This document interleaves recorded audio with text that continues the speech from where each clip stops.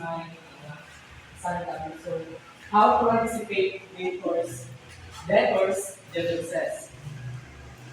So, yung kasi is yung person tuloy-tuloy ng utang should be ready to handle the common differences. A debtor might use especially this excuse that the person who signed the paperwork wasn't authorized to do so. So on many one and first is lack of authority on the part of the person signing the evidence of indebtedness. So, yung kasabaran yan, let us to know, may claim the person who signed the agreement or receipt wasn't allowed to make that kind of commitment. So, ang paraan mga, para ma-avoid ang utak kabukuhan. First is application for credit. Make sure that this is a properly filled out and signed by the debtor themselves. So, kasunod sige, make sure na application for credit na ma-permanent nila niya form. So, ang yung properly fill out and assign an actual date for the person or the company that owns money. So, example sige, if your company employee fill out your credit application, but isn't the owner or authorized officer, later the company might say, we never authorized this. So, para ma-prevent ini is only accept side application from the person in charge or someone who will take the authorization. So, we all know naman na about application is in signature is very important sa mga company or sa mga bangko para mas ma-accept nila or gawin ko nila yung isa pa ang application. Next is purchase orders or job orders. Make sure that these are signed by the debtor himself for someone's duly authorized to issue purchase order or job orders. So, kasagutan sige, when someone places an order for goods or services, make sure nila yung order is signed by someone officially allowed to. So, example, if someone tulong sa company to order 10,000 worth of products, the company will later claim that employee wasn't allowed to order things. So, para ma-prevent sa meeting, so, i-check nila yung purchase or job orders is signed by someone who have authority or get written proof that the signer is authorized. So, di ba, mapansin natin ako mag-order sa mga big company, sa mga store, di ba, ang mga receipt. So, it's better na ang firma para mas turuan ng owners na nagsusugo sa kumapit ako sa mga big company. Next is delivery receipt. So, when goods are delivered, the person receiving them must be someone whose authority is clear. Otherwise, the debtor might say they never got the item. So, example, yung delivery guy hands over materials to receptionist, and the company later says that person wasn't supposed to accept deliveries. So, para ma-prevent ini, ensure na rin delivery receipt is signed by law. Authorized person ito in writing. So, of course, example doon, ako, the-order ako, so dapat yung mga officers or our yung ipalitan ko and yung mga staff na to para ma-prevent yung mga orders. So, next is accident cases. So, or third parties like insurance. So, sometimes someone else like an insurance company, they promise sila na magbayan. So, if that happens, get people from the third party. So, example, if your customer has an accident and says, my insurance company will pay for damage. So, but later the insurer refused there is no record.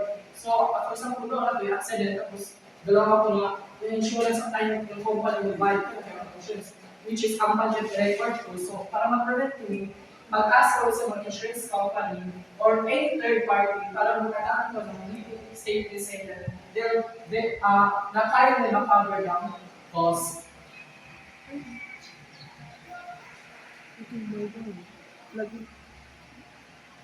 Next is defense of absence of proof of genuineness and institution.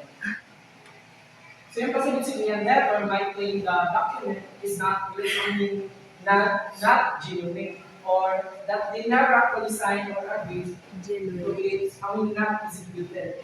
So, para ma-prevent nila, kami yung example lang. First is, usually in contracts, there are two spaces for witnesses. Make sure that at least one of this is signed by your own witness, possibly even two witnesses should be creditors representatives. So, witness on contracts. So, of course, witnessing your contracts often have two spaces for witnesses. So, it is important that at least one available or people from your calculators side, like your mga employees. So, important yan din yung employees witness sa contract. So, sa possibility. So, imagine the debtor later says that that's not my signature. If the only witness was their friends, it's hard to prove. So, but if your staff witnessing, they can testify that these are the debtor side. So, kung friend mo, may witness, of course, hindi siya ngayon, hindi siya valid or hindi siya na-approve. Gusto siya i-approve. And then, kung staff yun mismo sa company, yung mo pa, so ang chance na kukuha ka na. Next is absences of the debtor in the country at the time of the approved evidence of indebtedness was signed. Sometimes an instrument is dated at the time the debtor is approved. Make sure that he is at least in the Philippines when the instrument is made. So, the debtor was approved at the time. So, if the debtor is another country, when the contract was dated, they might say they never signed it. This makes the contracts suspicious. So, example, if you utang from March 10, but the debtor was in the US, on that day, they could say, I didn't sign this, I was out of that country. So yung solution saan, ensure na the debtor was present in the Philippines or the correct country when the document was signed. Next is, for tendency, sometimes the debtors ask or allowed to sign the blank forms of indebtedness. This is very dangerous. Debtors can prove that he signed the blank form, and it opens possibility of the creditor or being sued for falsifications or fraud. So, signing blank forms. So, sometimes, for convenience, the debtor is given a blank document to sign and the details are put in the letter. This is risky and dangerous. So, example, the debtor might say, I signed a blank paper and they would do whatever they want. So, this would be the accusation for fraud against you. So, the solution is never ask someone to sign that forms. Always fill in the details before you sign. So, how forms will be much better do not. So,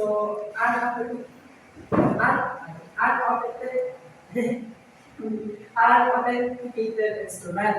So, if the document isn't notarized or not certified by a notary, it might not be accepted as valid anymore. So, a notarized document is presumed valid. So, example, a plain signature of paper and impressions report, but not notarized contractors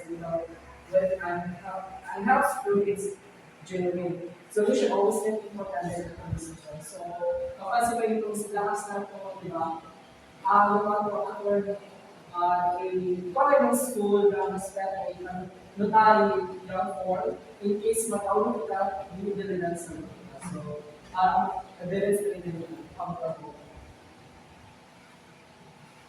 Next is no written document. So consumption is some agreement must legally be in writing. Writing. If not, the debtor can say the deal is invalid and does not to be followed. So here example we verbal agreement. Don't. So if the deal were supposed to last more than 1 year, example, I'll pay you 100,000 over 2 years. If it's not in writing, it's not enforceable. So if someone promised to pay another person's debt, example, don't worry, I'll pay the dollars. So if it's not needed, it will be involved. So this is the example kuan mo na lumo mo na kung ang bayan hindi gamit yung way na isip pang kuan suwat or na signature bigyan natin lang yun.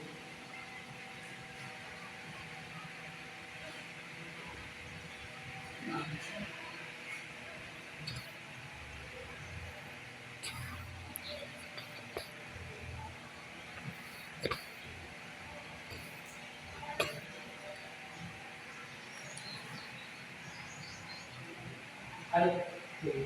Three is defenses and insurance of check.